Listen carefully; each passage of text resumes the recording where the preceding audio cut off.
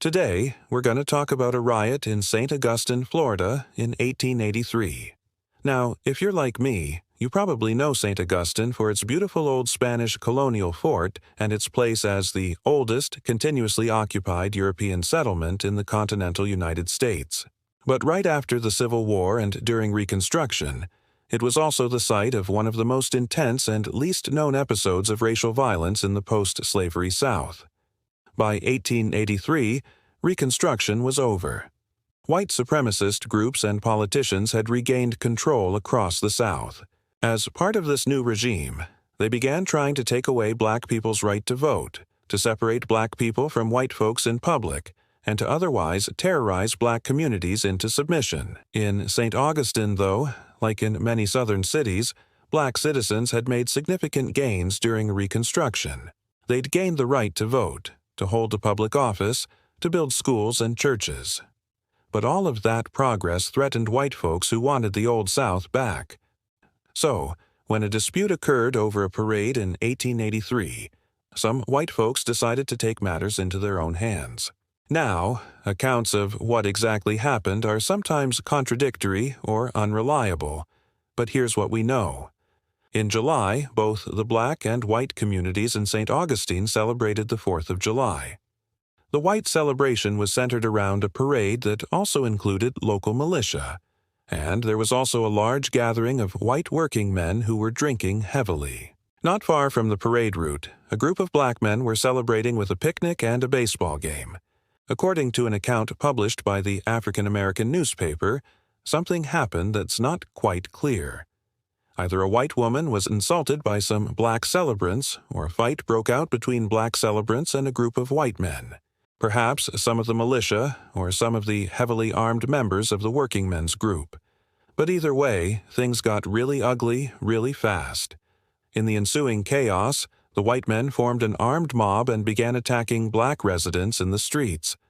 Black men, women, and children were beaten, shots were fired, and homes were destroyed. There's no real count of how many people were killed or injured, but afterwards, several black residents were arrested and put in jail.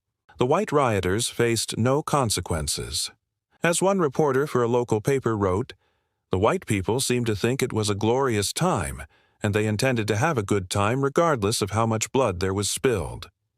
The riot continued for 2 days, ending only when the governor sent in state troops to restore order. But the real damage went beyond the immediate violence. In the aftermath, black political and civic activity effectively ended in St. Augustine. As historian James Horton writes, the riot signaled the growing collapse of Reconstruction and the coming triumph of Jim Crow. Though this specific event faded into historical obscurity, it was part of a larger pattern of events across the South where white mobs attacked black communities. These attacks were usually sparked by something small, an insult, a fight, or even just the presence of black people exercising their newfound freedoms.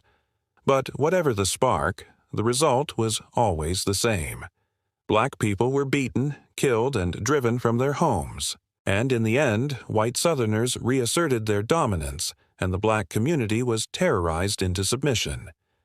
This was the case in Colfax, Louisiana, in 1873, in Memphis, Tennessee, in 1892, and in Atlanta in 1906, just to name a few. These riots and massacres became chillingly common after Reconstruction ended, and white Southerners were no longer constrained by the military or federal law enforcement. Between 1890 and 1910, hundreds, if not thousands, of African Americans were lynched in the South for a variety of alleged crimes, almost always at the hands of white mobs. And although the St. Augustine Riot of 1883 may not be as well known as the Rosewood Massacre of 1923 or the Elaine Massacre of 1919, it's still an important event in understanding the struggle for civil rights in America. It reminds us that the right to vote, the right to assemble, the right to even just walk down the street are not given to us by the government, but are hard-won and hard-fought by those who came before us. And it also reminds us that these rights can be taken away just as easily unless we continue to demand them. Thank you for watching this episode. If you enjoyed this video, stick around for the rest of the series, We'll be premiering a new episode weekly. Like and subscribe.